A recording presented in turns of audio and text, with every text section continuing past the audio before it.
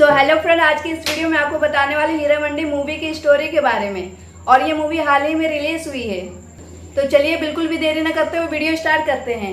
हम फरीदा को देखते हैं जिसके नातों में कोई नहीं आया था, इसीलिए वह उदास थी। तभी यहाँ वाली साहब आते हैं और बताते हैं कि हमने कल रात बिब्बो जान को आखिरी सलाम दे दिया और अब से हम तुम्हारे पास ही आया करेंगे, जिससे फरीदा खुश हो जाती है। और ये सब खिड़की से बिब्बो जान देख रही थी क्योंकि वो भी वली साहब को चाहती थी। उसके बाद अब मल्लिका जब अपने कमरे में थी तब वहाँ साईं माँ का गाना गुनगुनाते हुए आती है, जो सुनकर पहले तो मल्लिका को लगता था कि यह आलम की आवाज है, लेकिन साईमा को देखकर उसका मुंह उतर जाता है क्योंकि वह आलम से अच्छा गा रही थी। तब मल्लिका साईमा की झूठी तारीफ करती है, पर अगले ही पल साईमा की माँ उसे आकर बताती है कि तुझे मल्लिका ने 10 लाख में बेच दिया है और अगर तू यहाँ रहेगी तो उसकी बेटी का मुजरा फीका पड़ जाएगा, इसलिए मल्लिका तुझे कभी यहाँ रुकने नहीं देगी। तब यह सब सुनते साईमा सीधा इकबाल के पास जाती है जिससे वह प्यार करती थी और वह उसे सब बताकर कहती है यहाँ से भाग चलते हैं। पर इकबाल तो मल्लिका के वफादार था, इसीलिए वो कहता है कि नहीं, मैं तेरे लिए 10 लाख लेकर आऊंगा, जिसके बाद ही हम यहाँ से जाएंगे। और अगले दिन यह बात साईमा मल्लिका को बताती है कि मैं इकबाल से प्यार करती हूँ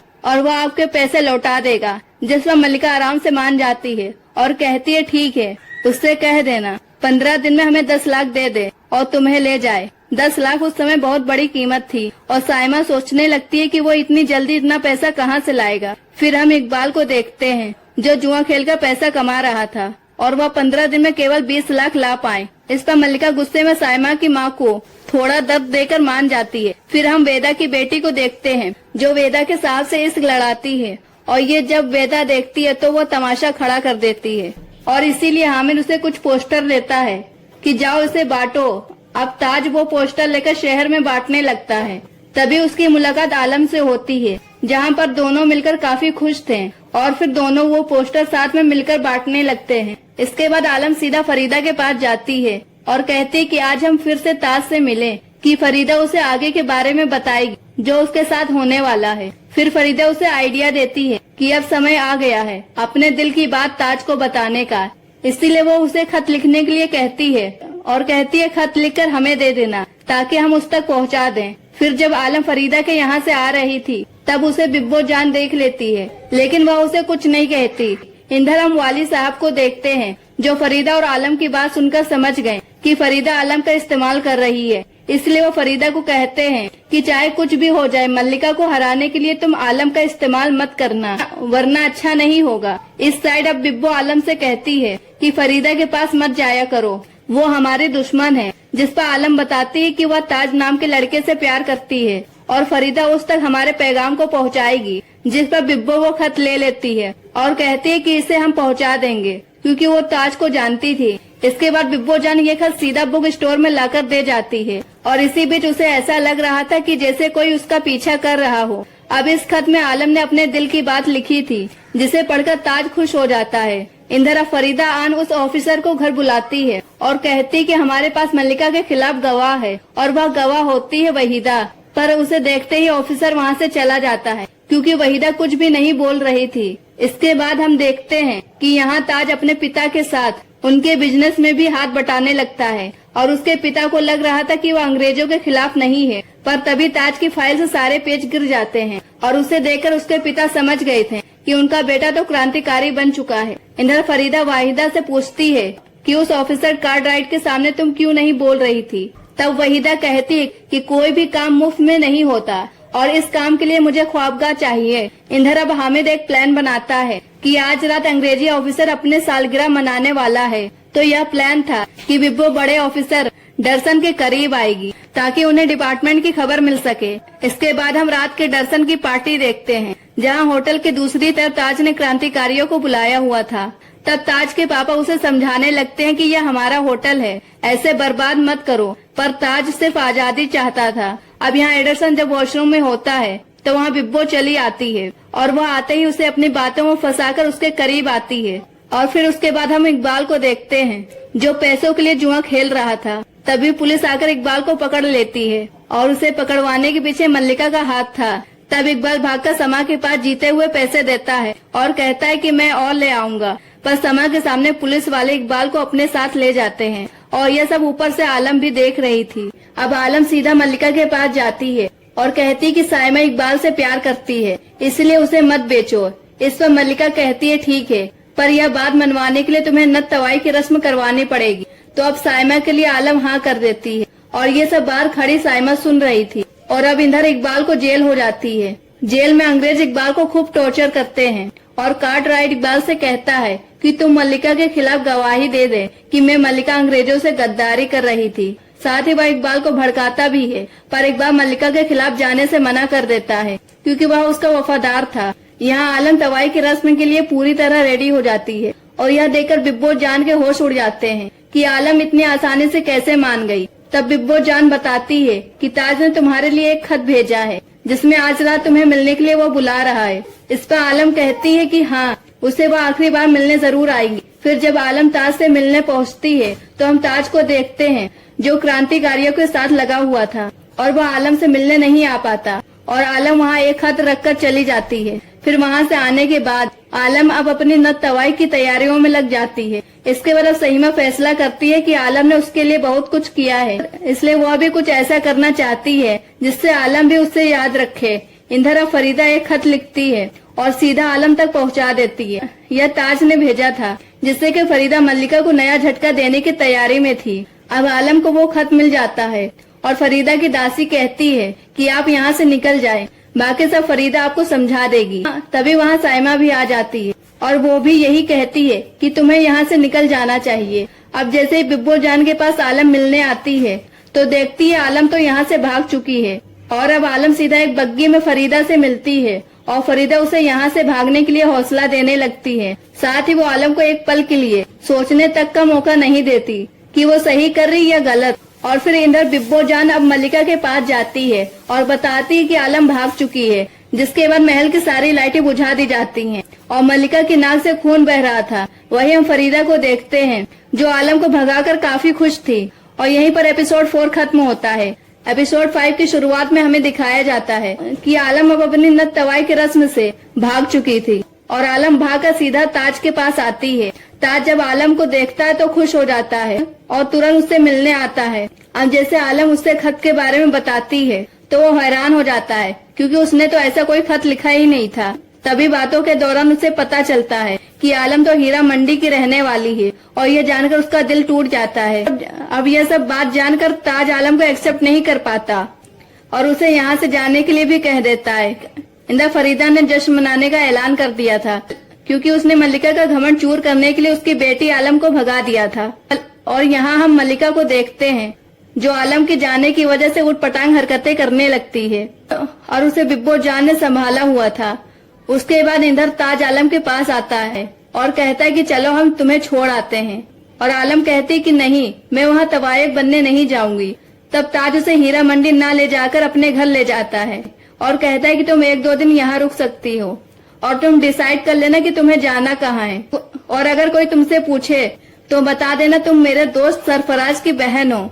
यहाँ मल्लिका की हालत काफी ज्यादा खराब हो रही थी क्योंकि वह आलम को हीरा मंडी की मालकिन बनाना चाहती थी, पर उसने भागकर मल्लिका के सपने को चूर चूर कर दिया।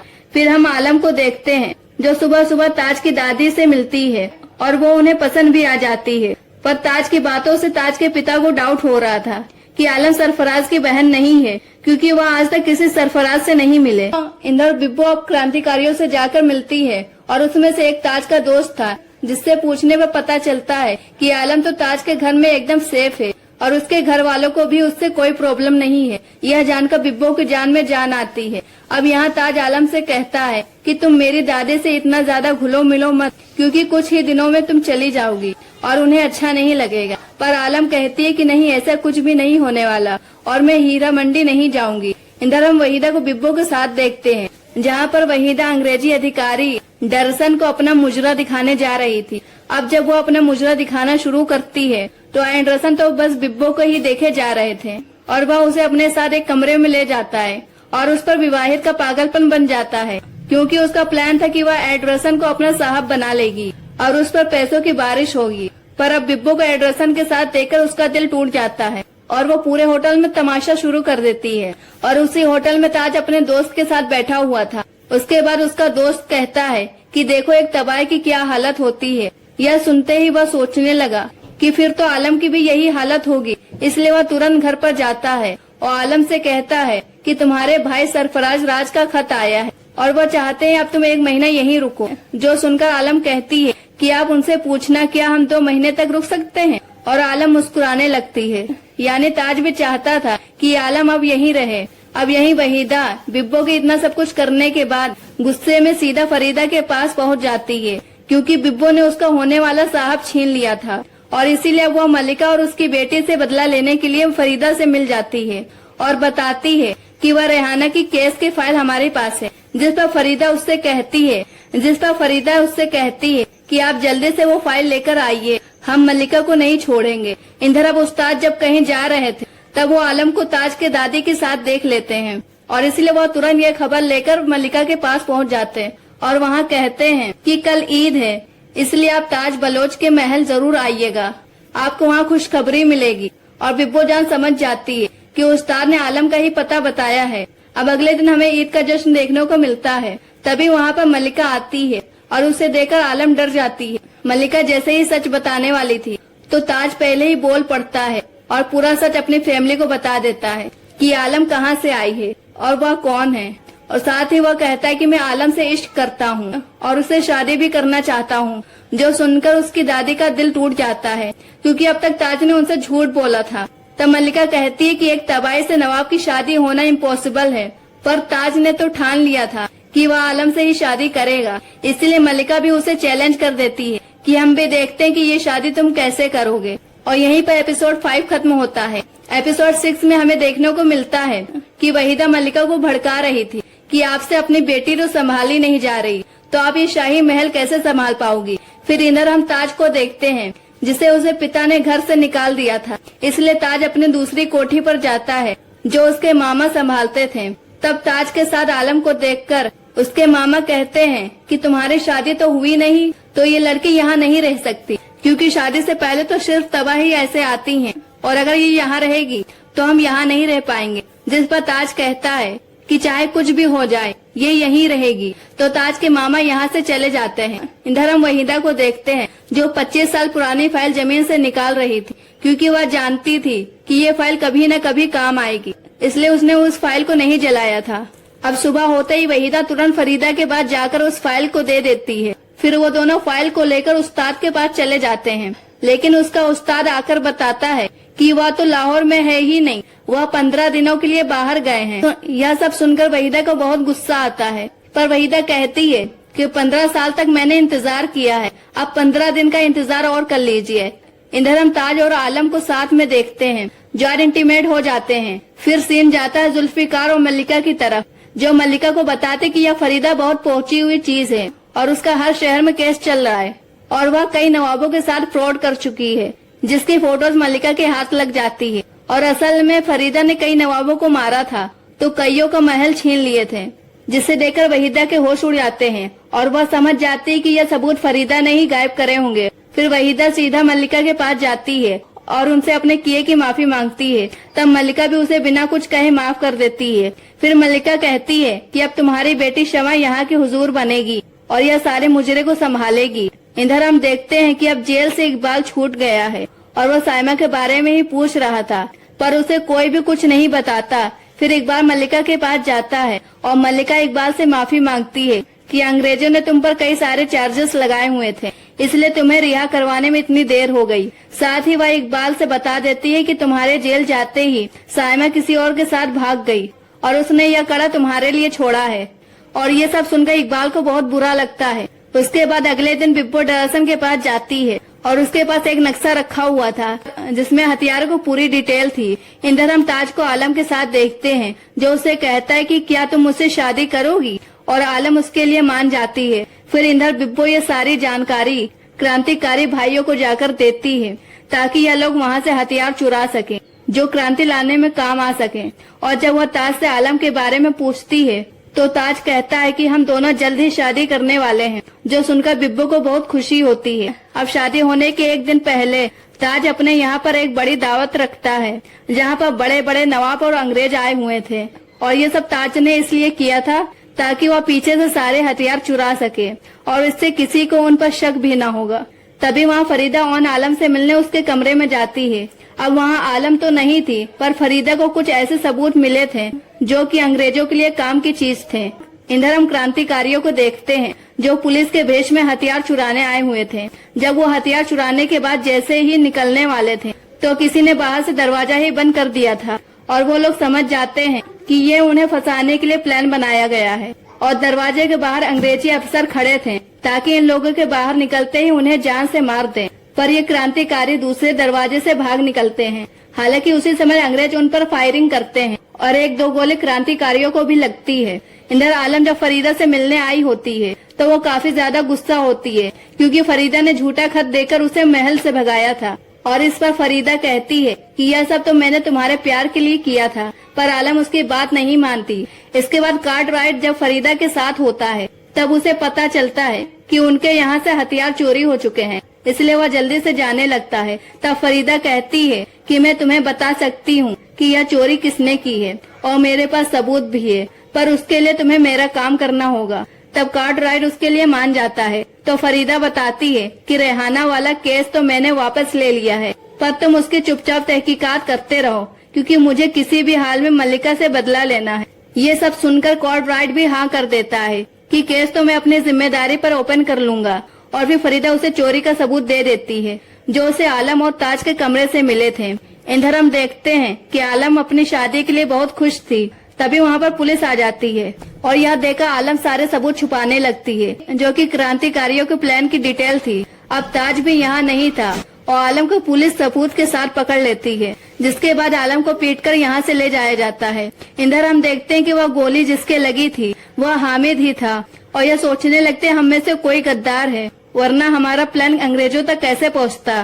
तभी वहाँ पर एक आदमी आकर बताता है कि ताज की कोठी पर पुलिस ने रेड मारती है और आलम को उठा ले गए हैं। अब सबूत भी उन्हीं के पास है। तब ताज आलम को बचाने जाने लगता है, पर ये लोग उसे जाने नहीं देते और हामिद कहता है तुम डिसाइड कर लो, या तो महबूबा या फिर देश। ये सुनकर ताज शांत हो जाता है और इसके अगले ही पल ताज अपने पिता के साथ पुलिस स्टेशन जाता है और वहाँ कार्टराइट को ताज पर पूरा शक था कि वो भी क्रांतिकारियों से मिला हुआ है, क्योंकि कोठी से जो सबूत मिले थे वो उसी के लग रहे थे। पर वहाँ आलम को बुलाया जाता है तो वो कहती है कि ये सारी प्लानिंग तो मैंने ही की थी और ताज का इसमें कोई हाथ नहीं है।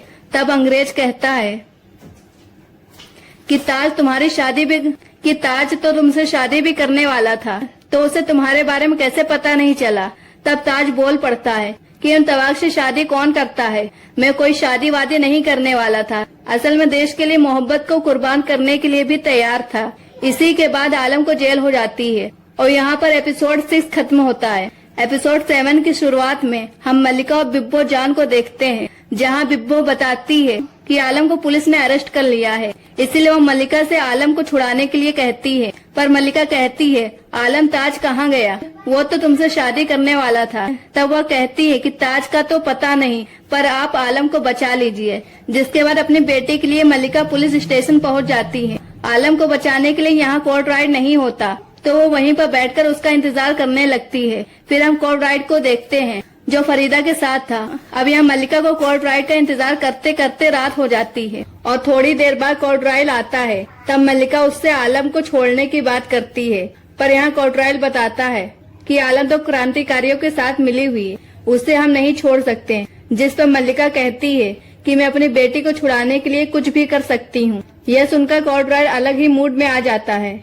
और वो मल्लिका से गाना गाने को कहता है, तो मल्लिका गाना गाने लगती है। फिर वो उसे डांस करने को कहता है तो मल्लिका वो भी करती है। फिर कार्टराइट मल्लिका से कपड़े उतार कर डांस करने को कहता है, जिस पर मल्लिका को गुस्सा आ जाता है। पर यहाँ आलम का सवाल था और मल्लिका जानती थी कि इसके बाद ये लोग क्या करना चाहेंगे, इसीलिए वो अपना शरीर ही उन्हें सौंप देती है और ये सारे अंग्रेज मल्लिका के साथ इंटीमेट हो जाते हैं। इसके बाद हम कार्टराइट को फरीदा के पास देखते हैं जो उसे बताता है कि हमने तुम्हारे कहने पर मल्लिका को सबक सिखा दिया है और मेरा बदला भी पूरा हुआ। तब यह सब सुनते ही फरीदा दुखी हो जाती है, क्योंकि वो चाहती थी कि वो मल्लिका को बर्बाद करे, पर उसने कभी यह सोचा नहीं था कि ये अंग्रेज उसकी इज्जत को ही सरेआम लूट लेंगे। और यह सोचकर फरीदा रोने लगती है। इधर हम मल्लिका को देखते हैं जो आलम को तो छुड़ा लाई थी, पर उसके साथ जो भी हुआ वो ये सब भूल नहीं पा रही थी और उसकी हालत काफी नाजुक थी। अब अगले दिन आलम बिब्बो जान को बताती है कि वो प्रेग्नेंट है। यह सुनकर बिब्बो बहुत खुश हो जाती है। तब आलम कहती है कि मैं अपने बच्चे को दुनिया में जरूर लाऊंगी और उसे बताऊंगी कि तुम्हारे पिता ताजदार हैं। इधर जब ताज बिब्बो से मिलता है और आलम का हालचाल पूछता है, लेकिन बिब्बो पहले उसे काफी सुनाती है कि तुम उसे जेल में ऐसे ही क्यों छोड़ आए। फिर वो उसे बताते हैं कि आलम प्रेग्नेंट है और तुम बाप बनने वाले हो। अब यह सब जानकर ताज सीधा अपने पिता के पास जाता है और कहता है कि मैं आलम से शादी करना चाहता हूँ, पर ताज के पिता इसके लिए मना कर देते हैं। लेकिन ताज की दादी उसकी बात मान जाती हैं और अगले दिन ताज की दादी रिश्ता लेकर मल्लिका के पास आती हैं। अब यहाँ मल्लिका बात बात पर उनकी बेइज्जती कर रही थी, जिस पर आलम की दादी यह बात संभालती है और मल्लिका शादी के लिए मान जाती है। फिर वह कहते हैं कि रात के 10 बजे से पहले बारात लेकर आ जाना, वरना 10 बजे के बाद हम आलम को मुजरे पर बैठा देंगे और फिर कुछ भी सही नहीं हो पाएगा। ताज भी इसके लिए मान जाता है। इसके बाद हम इकबाल को देखते हैं, जिसके बाद पुलिस वाले ताज को अरेस्ट करके अपने साथ ले जाते हैं और ताज की शादी का सपना यहीं चूर चूर हो जाता है। थोड़ी देर में यह बात मल्लिका को भी पता चल जाती है और वह सीधा आलम को जाकर बताती है कि अब ताज नहीं आने वाला, इसलिए अब तुम जाकर मुजरे पर बैठो और ताज को भूल जाओ। अब यहाँ जब फरीदा खुश होकर आलम की शादी में आ रही थी कि कोर्टराज ने ताज को गिरफ्तार कर लिया है, यह सुनते ही फरीदा सीधा कोर्टराज के पास जाती है, जिस पर गुस्से में आकर पुलिस वाले ने ताज को बुरी तरह से पीटा और एक डंडा सर पर लगने की वजह से उसकी वहीं पर मौत हो जाती है। और ये सब देखकर फरीदा के होश उड़ जाते हैं। इधर आलम अब पहली बार मुजरा कर रही थी और उसकी आंखों में ताज से ना मिलने का दुख था। तभी फरीदा आकर बिब्बो को बताती है कि ताज अब इस दुनिया में नहीं रहा, जिसकी वजह से आलम एकदम सहम जाती है। और यहीं पर एपिसोड 7 खत्म हो जाता है। एपिसोड 1 की शुरुआत में हम आलम को देखते हैं, जिसे ताज की मौत का बड़ा सदमा लगा था। यह सब देखकर मल्लिका को अपनी बेटी की चिंता होती है और वह कुछ भी बोल नहीं पा रही थी। इसके बाद बिब्बो आलम को ताज की कब्र पर लेकर आती है और वहाँ पर पहुँचते ही आलम दिल खोलकर रोती है। और वहीं हमें ताज के पिता को दिखाया जाता है, जो अंग्रेजों से पूछते हैं कि ताज की मौत कैसे हुई। तो अंग्रेज झूठ कह देते हैं कि हमारे पुलिस स्टेशन में क्रांतिकारियों ने हमला कर दिया और ताज हमें उनके बारे में न बता दे, इसीलिए उन्होंने ताज को मार डाला। और उल्टा वो ताज के पिता को हीरा मंडी के खिलाफ भड़काने लगते हैं। फिर अंग्रेजों के जाने के बाद ताज के पिता बहुत बुरी तरह रोते हैं, क्योंकि उन्हें पछतावा हो रहा था कि मुझे ताज को गिरफ्तार नहीं करवाना चाहिए था। इधर हम मल्लिका के पास फरीदा को देखते हैं, जिन्होंने अब एक दूसरे को माफ कर दिया था।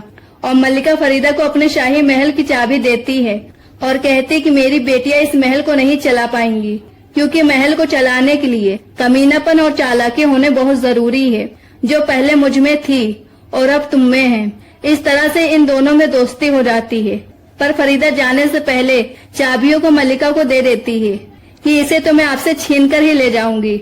इधर हमें क्रांतिकारियों को दिखाया जाता है, जो अब अंग्रेजों पर हमला करने का प्लान बना रहे थे और अब उनके अड्डे के बारे में अंग्रेज जान चुके थे। इसलिए बिब्बो अब उनके महल में जाने लगती है और उसी समय उनके एक साथी की मौत हो जाती है। फिर किसी तरह से वो महल में पहुंच जाते हैं और यहाँ मल्लिका उन्हें देख लेती है, पर वो उन्हें कुछ नहीं कहती, बल्कि वो बिब्बो से उन्हें लज्जो के कमरे में ले जाने को कहती है और उनके लिए खाने का भी प्रबंध करवाती है, क्योंकि मल्लिका को भी अंग्रेजों से आजादी चाहिए थी। इसलिए वह क्रांतिकारियों के साथ मिल गई थी। और उसके बाद वालिद साहब जब फरीदा के पास आते हैं तो फरीदा उन्हें भी अंग्रेजों को देश से बाहर निकालने की बात करती है, पर वह कहते हैं कि नवाबों को अंग्रेजों से कोई दिक्कत नहीं है। जिसके बाद फरीदा भी उन्हें अपना साहब मानने से मना कर देती है। और फिर हमें ताज की दादी को दिखाया जाता है, जिनकी हालत बहुत खराब थी। और फिर उनसे मिलने आलम आती है। तब ताज की दादी उसे देखते ही खुश हो जाती हैं और उसे अपनी सारी अंगूठियां तोहफे में देती हैं। लेकिन आलम कहती है अब नन्हा ताज भी बहुत जल्द आने वाला है, आपको कुछ नहीं होगा, जो सुनकर ताज की दादी खुश हो जाती हैं। इधर अब वालिद साहब सारे नवाबों को बता देते हैं कि हीरा मंडी की वाइफ है अब अंग्रेजों के खिलाफ बगावत पर उतर आई है। इसीलिए यह लोग फैसला करते हैं कि हम अंग्रेजों से कोई पंगा नहीं लेना और अब से हम लोग हीरा मंडी नहीं जाएंगे। फिर हम देखते हैं कि जब से नवाबों ने हीरा मंडी आना छोड़ा था, तब से यहाँ का कारोबार गिर गया था और सब कुछ सूना सूना पड़ा था। तब उस्ताद मल्लिका को जुल्फिकार से बात करने के लिए कहता है, पर मल्लिका और वहीदा का फैसला था कि चाहे कुछ भी हो जाए हम नवाब के पास नहीं जाएंगे। तब बिब्बो जान कहती कि करना क्या है, हमें भी अब आजादी की राह पर चलना चाहिए क्योंकि हमारा आजाद होने का पूरा अधिकार है। और ये सब बात सुनकर सारी औरतें आजादी के लिए तैयार हो जाती हैं। फिर इधर हामिद एडरसन को मारने का प्लान बनाता है। तभी बिब्बो कहती है कि मैं डरसन को मारूंगी क्योंकि उसने मुझे जलसे में बुलाया था, तो मैं वहाँ सबके सामने डरसन को मारूंगी, फिर भले उसके लिए मुझे चाहे कोई भी सजा मिले।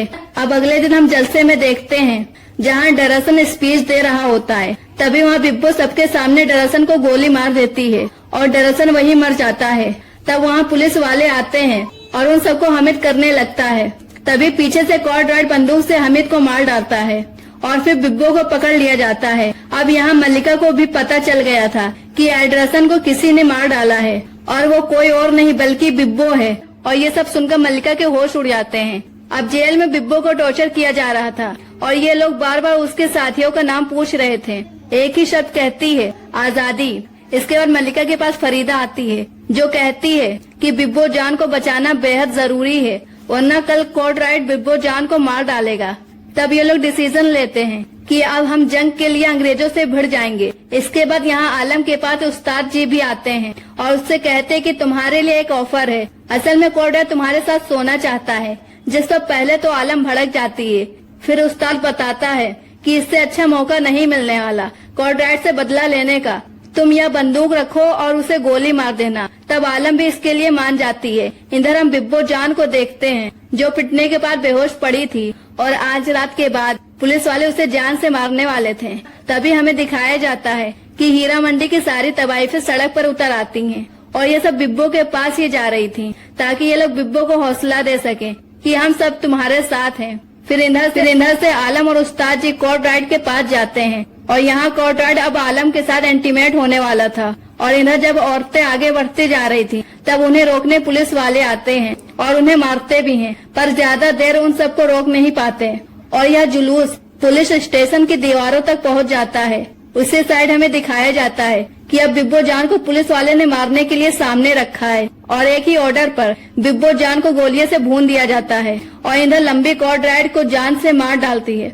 और अब बिब्बो के मरने से सारी औरतें अब आजादी की मुहिम में उतर गई थीं और इधर आलम कॉर्डराइट को जान से मार डालती है और यहीं पर इस मूवी की एंड हो जाती है। और ऐसे ही मूवीज की स्टोरीज के लिए हमारे चैनल को सब्सक्राइब करिए।